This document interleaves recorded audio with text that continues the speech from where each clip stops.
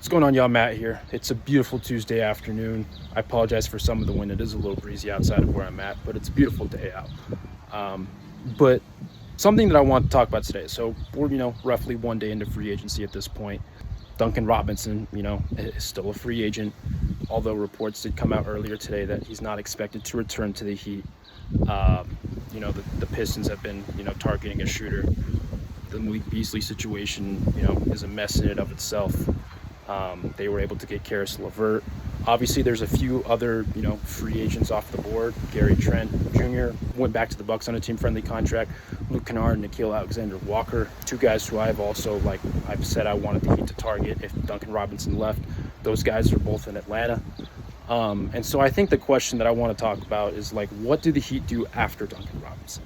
Now, before we get into that, Duncan Robinson, undeniable impact with the Heat, the franchise's all-time leader in made threes, had, a few awesome moments with the Heat, whether it was game one of that Atlanta series in 22, the fourth quarter in game two of the NBA Finals against the Nuggets to kind of spark their only win of the series.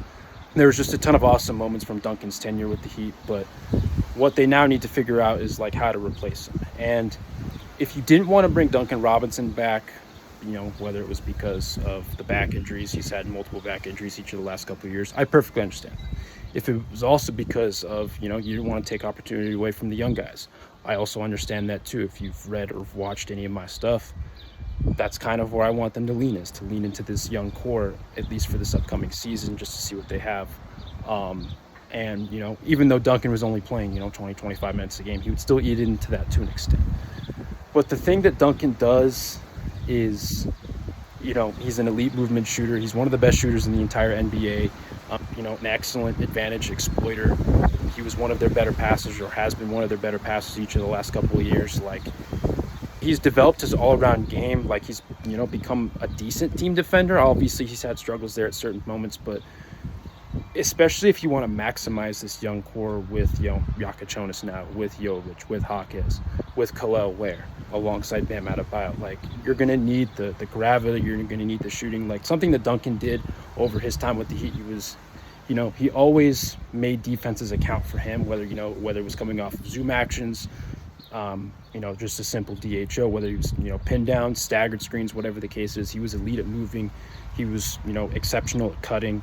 He was excellent at creating opportunities for himself in that way. And, with some of these guys off the board, you're dealing with pretty slim pickings on the free agent market in terms of who can replace him. I still think there needs to be an external option. No one can deny what Davion Mitchell, his impact that he provided last year. He shot 45% from three, but I don't expect that to happen again. I just don't think that's a realistic expectation for him. He's never been that kind of shooter. You can hope for it. You can hope he gets, above 40, but for a full season, 45% is just an unrealistic benchmark. Alec Burks has been, he was an awesome player for them last year when he was able to play. Played 49 games, averaged roughly 18 minutes a game, but he'll be entering his age 34 season, and while he did shoot 42% from three, I still expect his role to be fairly limited. Tyler Hero, the amount of on-ball burden that he had last year, I think his percentages went down. He, lived on a pretty tough three-point shot diet at certain moments. I think he got down to 37, 38%. He obviously has gravity in and of itself, but you're going to need more, and I think there needs to be an external option. And I just wonder what the Heat's plan is in terms of replacing Duncan Robinson, just because his skill set and what he provides is so unique. And I think it helped the Heat out a lot at certain moments in certain lineups in certain contexts. This was the first domino that I expected to drop, and I'm very curious to see what they do and how they plan for this. Obviously, they're trying to trade Terry Rozier. Whether the Wiggins thing with the Lakers comes into fruition is a different question. I know Dalton Connect was a part of those rumors. I don't know if that's actually going to come to fruition. If there's another route, whether it's Kyle Anderson or whatever the case, I don't know exactly what it is, and obviously we're not privy to those conversations about who's offering what.